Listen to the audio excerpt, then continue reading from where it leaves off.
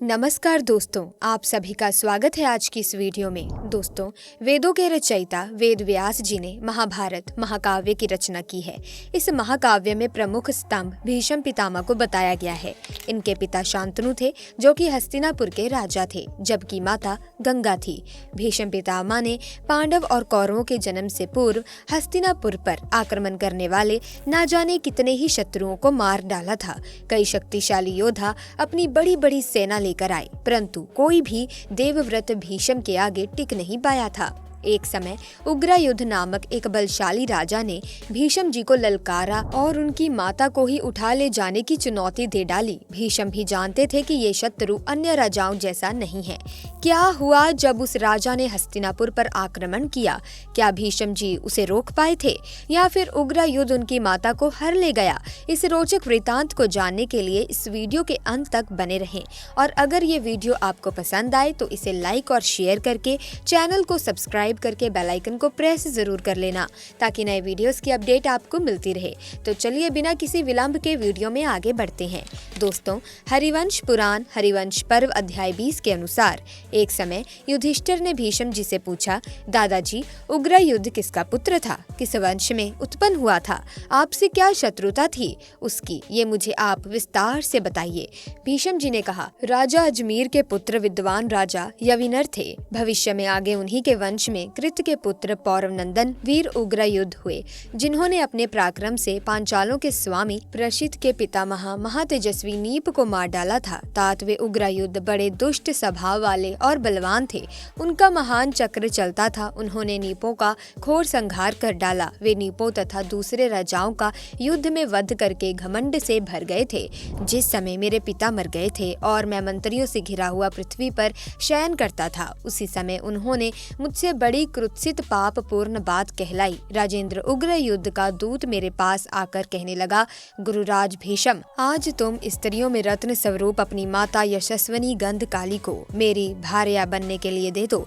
यदि तुम ऐसा करोगे तो निसंदेह मैं तुम्हें इच्छानुसार विशाल राज्य तथा धन दूंगा और मैं गंधकाली को पाकर इस भूतल पर रत्न का भागी हो जाऊंगा। भरत पेरे इस परम दुर्जय चक्र का दर्शन करके शत्रुगण युद्ध में मुझे देखते ही भाग खड़े होते हैं। तुम यदि राज्य कुल एवं अपने प्राणों का कल्याण चाहते हो तो मेरी आज्ञा मान लो, नहीं तो चैन से न रह सकोगे। जब मैं भूमि पर कुशाओं की छैया पर सो रहा था, उस समय उसने दूत के द्वारा ये अग्नि की ज्वाला के समान जलाने वाली बात कहला दी थी। अच्युत, तब मैंने उस दुर्बुद्धि के अभिप्राय को जानकर अपने सेनापतियों को सब प्रकार से संग्राम करने की आज्ञा दे दी। विचित्र वीर्य मेरे आश्चर्य में रहता था तथा वो बालक होने के कारण युद्ध भी नहीं कर सकता था। इस बात को देखकर क्रोध में भरकर मैंने स्वयं ही युद्ध करने का विचार किया। निष्पाप उस समय मंत्रियों, वेदज, ऋतिविज, तत्वदर्शी मित्रों और शास्त्रवेता स्नेही पुरुषों ने मुझे युद्ध करने से रोक दिया और इसका उचित कारण भी बताया। मंत्रियों ने कहा, प्रभु, उस पापी का चक्र चल रहा है और आपको अशौच लगा हुआ है, अतः ये युद्ध प्रथम कल्प कभी नहीं माना जा सकता।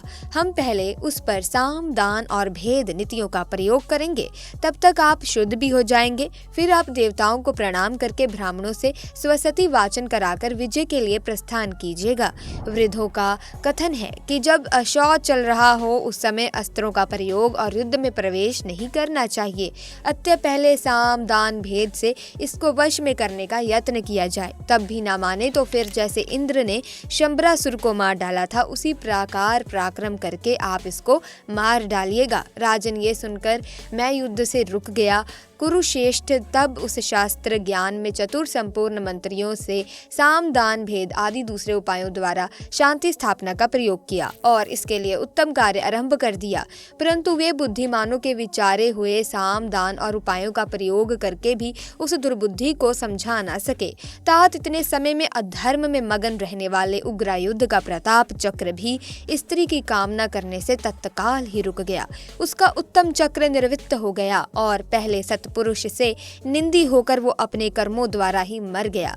इस बात को मैं नहीं जानता था। जब मैं अशौच निवृत्ति के पश्चात शुद्ध हुआ तब ब्राह्मणों से सरस्वती वाचन कराकर धनुष बाण ले रथ में बैठकर नगर से बाहर निकला और शत्रु से युद्ध करने लगा। तद उसके निकट पहुंचकर शरीर बल और अस्त्र बल के द्वारा देवासुर संग्राम की तरह 3 दिनों तक हम दोनों का उन्मत्त सा युद्ध चलता रहा। तत्पश्चात मेरे अस्त्रों के प्रताप से भस्म होकर वो वीर रण के मुहाने पर अपने प्राणों को त्याग कर गिरा पड़ा था।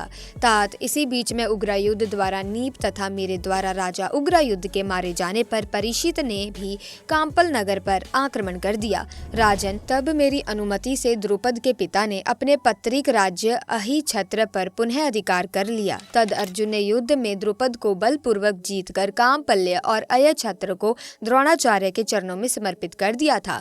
तब द्रोण ने दोनों देशों को लेकर काम्पल नगर को द्रुपद को ही वापस कर दिया था, जिससे तुम जानते ही हो। और इस प्रकार पितामह भीष्म ने हस्तिनापुर के एक और शत्रु को पहले ही मार डाला था। जय श्री कृष्ण। प्रिय दर्शकों, मुझे उम्मीद है कि आपको ये वीडियो वाकई अच्छी लगी होगी, आपको पसंद आई होगी। इस तरह की कथा पहले आपने नहीं सुनी होगी, क्योंकि YouTube पर बहुत सी वीडियोस उपलब्ध हैं जो कि महाभारत के कई अध्यायों को स्पष्ट करती हैं, लेकिन इस अध्याय का अनुरोध बहुत ही कम वीडियोस में देखने को मिलता है। तो ऐसे में अगर आपको आज के इस वीडियो में बताया गया अध्याय अच्छा लगा है, कुछ नया आपको देखने को मिला है, तो इस वीडियो को लाइक जरूर करें, शेयर भी करें और चैनल को सब्सक्राइब करके बेल आइकन को प्रेस कीजिएगा, ताकि आने वाली नई वीडियोस की अपडेट आपको मिलती रहे। जल्दी मुलाकात होगी एक नई वीडियो में, तब तक के लिए आपका बहुत बहुत धन्यवाद।